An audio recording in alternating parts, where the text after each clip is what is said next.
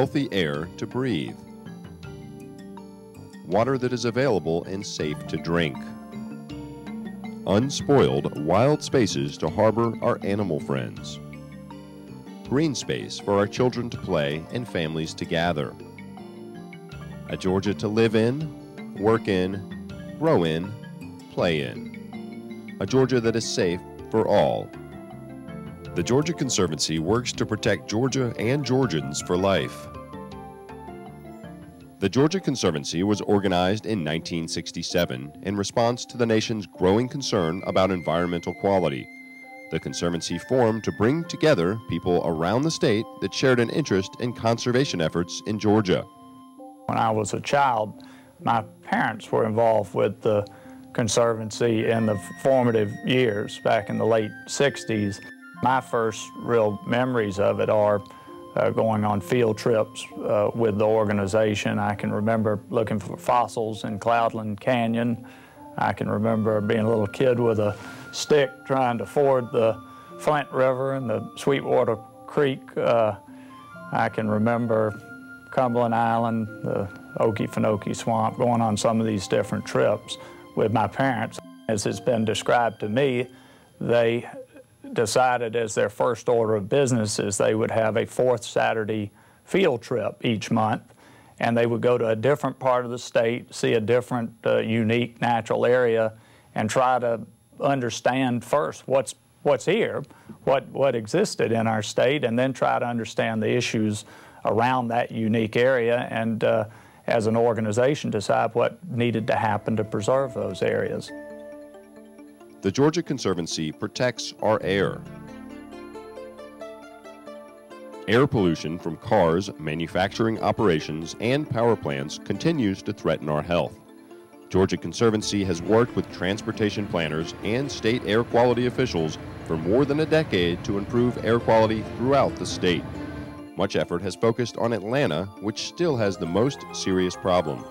Today, Augusta, Columbus, and Macon face growing air quality challenges. Georgia's air pollution knows no boundaries and negatively affects the quality of life for families of every class, race, and neighborhood. Every Georgian has a right to healthy air. The concern about air in Georgia is that it's now a statewide problem. Air quality used to be just a problem in the metro Atlanta area, but now there are areas in northwest Georgia down to Macon and in the south part of the state.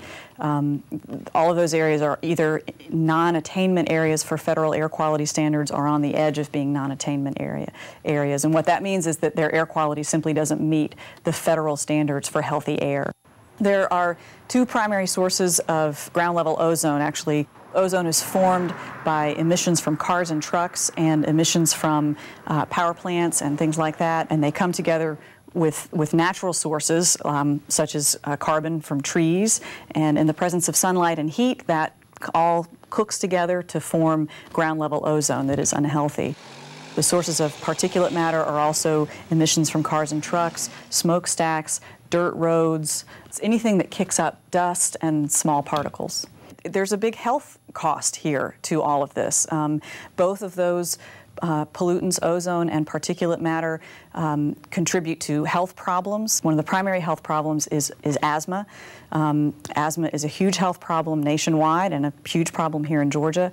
Approximately 11% of Georgia children have asthma. The Georgia Conservancy is committed to making sure that Georgians can breathe easy when it comes to air quality. A new group of diverse partners firmly believes that an opportunity exists to engage a much larger constituency in the fight for clean air. These partners have organized to form Mothers and Others for Clean Air.